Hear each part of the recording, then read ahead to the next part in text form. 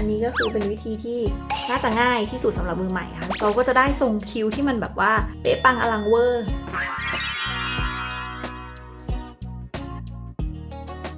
โหลทุกคนเรามาเจอกันใน EP ของการเขียนคิ้วนะคะเดี๋ยวเจ๊จะซูมกล้องนะคะให้มาใกล้ๆคิ้วเป็นพิเศษเลยเพราะว่าทุกคนจะได้เห็นชัดๆนะคะนี่นะคะเราจะเตรียมดินสอเขียนคิ้วนะคะที่เป็นหัวแหลมๆแบบนี้นะคะทุกคน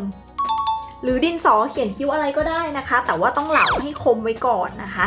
เจ๊ก็จะมาสอนวิธีการวัดก่อนนะคะว่าหัวคิ้วของเราเนี่ยต้องเริ่มจากตรงไหนนะคะหัวคิ้วของเรานะทุกคนมันต้องเริ่มจากตรงนี้นะคะก็คือตรงบริเวณที่เป็นหัวตานะคะมันก็คือจะอยู่ประมาณเนี้ยเดี๋ยวเจ๊จะเอาแปรงนะคะมาทาบให้ทุกคนดูชัดๆนะคะ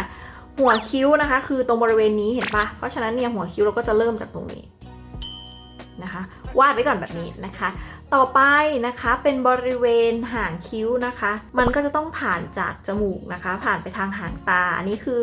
เป็นจุดสิ้นสุดนะคะของคิ้วเลยของหางคิ้วนะคะนี่นะคะแล้วก็ต่อไปนะคะเป็นจุดโกงของคิ้วนะคะก็คือจะอยู่ที่สิ้นสุดตาขาวทุกคนตาขาวเจ๊สิ้นสุดอยู่บริเวณนี้นะคะคิ้วก็จะโกงนี่นะคะประมาณนี้ทุกคนแล้วก็อันนี้นะคะก็จะเป็นระนาบรอยตัดของคิ้วนะคะเจไม่แน่ใจว่าวิธีที่ครูสอนอันเก่าเจยังจำได้หมดหรือเปล่านะแต่ว่าเจก็จะเขียนแบบนี้แหละนะทุกคนทุกคนทบทวนความจำอีกนิดนึงนะคะอันนี้คือสิ้นสุดตาขาวของเจใช่ไหมนี่เจก็จะวาดให้แบบเต็มคิ้วนิดนึงนะคะแบบนี้นะคะทีนี้นะคะก็เราก็จะเริ่มทำการเขียนแหละนะคะเราก็จะเริ่มจากหัวคิ้วนะคะเฉียงไปนะคะบริเวณนี้นะคะเจต้องส่องกระจกนะคะไม่งั้นมองไม่เห็นนะคะก็นี่นะคะเดี๋ยวเจเอียงให้ทุกคนดูแล้วก็อันนี้นะคะคือหางคิ้วนะคะต้องบอกว่าอันนี้เป็นการวัดองศาเพราะฉะนั้นเนี่ยคิ้วเวลาที่เจ๊เขียนปกติเจ๊จะไม่ได้วัดแบบนี้เนื่องจากว่าเจ๊เขียนคิ้วจนชินแล้วเนาะแต่ว่าอันนี้ก็คือเป็นวิธีที่น่าจะง่ายที่สุดสำหรับมือใหม่นะคะทุกคนเห็นไหมวาดขนานเสร็จแล้วก็วาดจากจุดนี้นะคะเฉียงไปตรงนี้เสร็จแล้วก็คือจะเป็นจุดข้างบนเราก็จะวาดแบบบางๆไปให้มันไปชนกับเส้นนี้นะคะนี่เราก็จะได้ทรงคิ้วที่มันแบบว่าเป๊ะปังอลังเวอร์ต่อไปเรามาเริ่มข้างที่2นะอีนี้ก็ตุ้มๆต่อมๆนะเพราะไม่ได้ทำวิธีนี้มานานแล้วนะคะก็คือจุดนี้นะคะต่อไปก็จะเป็นจุดสิ้นสุดตาขาวนะคะก็จะเป็นจุดโกง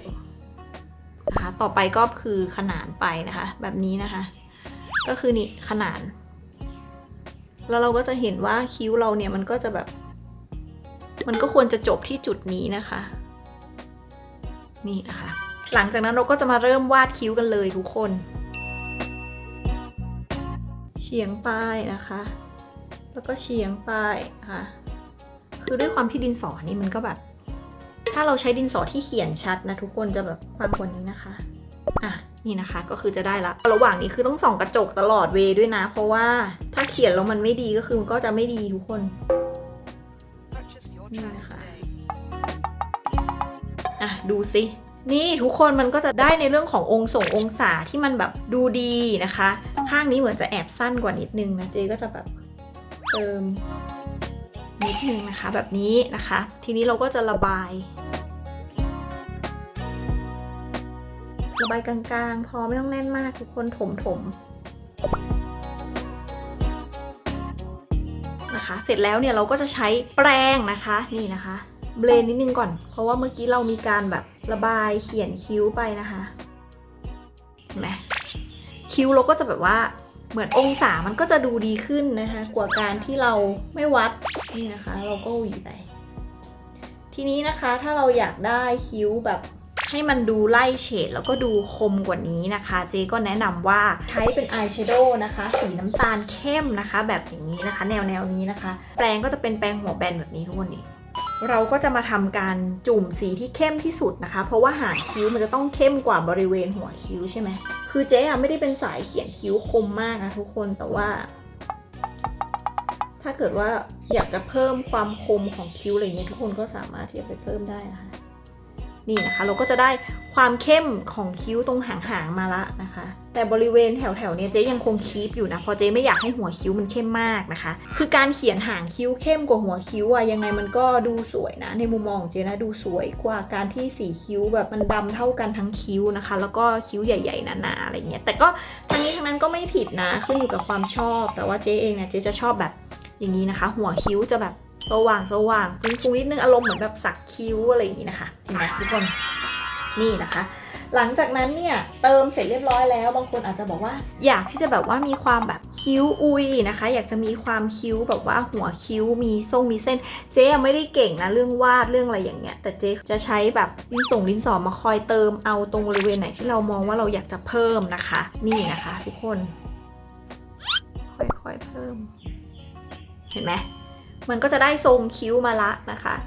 มันอาจจะไม่ได้เท่ากัน 100% ขนาดนั้นนะแต่ว่าเจ๊ก็มองว่ามันก็เป็นแบบศิลปะดีหลังจากนั้นนะคะวิธีที่จะทำให้คิ้วตั้งคิ้วอุยแบบที่เขาฮิตกันตอนนี้นะคะก็คือการใช้มาสคาร่านะคะซึ่งเป็นวิธีที่ง่ายที่สุดประหยัดที่สุดแล้วก็เป็นสิ่งที่ทุกคนมีนะคะในตอนนี้เลยที่บ้านนะคะก่อนอื่นเราก็จะหวีกันนะคะแบบนี้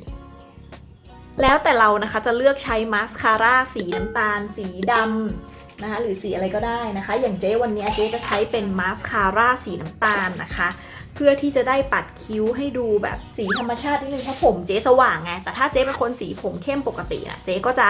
ไม่ได้ใช้สีน้ำตาลใช้สีดำเลยนะคะนี่ทุกคนเราก็จะแบบว่าเช็ดกระดาษทิชชู่เล็กน้อยเพื่อไม่ให้มันหนาเกินไปนะคะแล้วก็เจ๊ก็จะปัดหัวคิ้วแบบนี้ย้อนขนไปนะคะ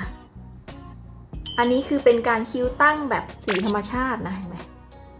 เดี๋ยวอีกข้างหนึ่งปัดสีดำให้ดูดีกว่าทุกคนจะได้เห็นพอปัดเสร็จแล้วเนี่ยทุกคนจะเห็นว่ามันจะมีบางบริเวณที่สีมันจะหายไปแล้วเดี๋ยวเราค่อยมาเติมกันต่อไปนะคะอีกข้างหนึ่งนะเราก็จะปัดแบบเดียวกันอันนี้คือการใช้มาสคาร่าปัดนะคะทุกคนแล้วก็คิ้วแบบว่าเขาเรียกว่าคิ้วตั้งนะคะแบบสีธรรมชาตินะอาจจะไม่ได้ตั้งเหมือนแบบพี่ๆช่างแต่งหน้าที่เขาแต่งหน้าแบบปังปูริเย่ฮาเฮกันนะคะก็จะประมาณนี้เนาะหลังจากนั้นนะคะทุกคนจะเห็นว่ามันจะมีบางพื้นที่เนาะที่เป็นพื้นที่ของการแบบโล่งๆนะคะที่เหมือนแบบเนี่ยมีอะไรโล่งๆอยู่แถวๆนี้นะคะแล้วก็เติมโดยการใช้ดินสอเกลี่ยเจ๊บอกเลยว่าถ้าใช้มาสคาร่าสีดำนะคะมันจะชัดกว่านี้เยอะมากไหนๆก็ได้แล้วอ่ะปัดสีดำให้ดูเลยกระดาษทุกคนจะได้เห็นจุ่มทิชชู่นิดนึงเพื่อไม่ให้เข้มมากนะคะแล้วก็ฟาดสีดำลงไปอันนี้เป็นวิธีที่ง่ายที่สุดนะคะคลิปถัดไปเจ๊จะมาบอกวิธีอื่นเพราะมันมีวิธีใช้อย่างอื่นอีกมันไม่จำเป็นต้องใช้แค่ตัวมาสคาร่าอย่างเดียว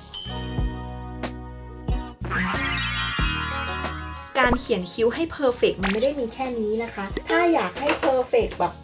สุดยอดของการเพอร์เฟกต์เลยนะคะเจ๊ก็แนะนำว่าควรจะมีการตัดขอบคิ้วด้วยนะคะด้วยการใช้แปรงหัวแบนๆแบบนี้นะคะจุ่มกับ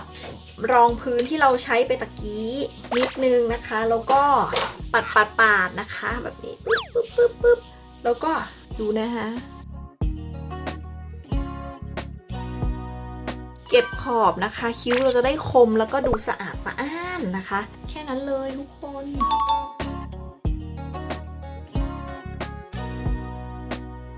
คิ้วเราก็จะแบบ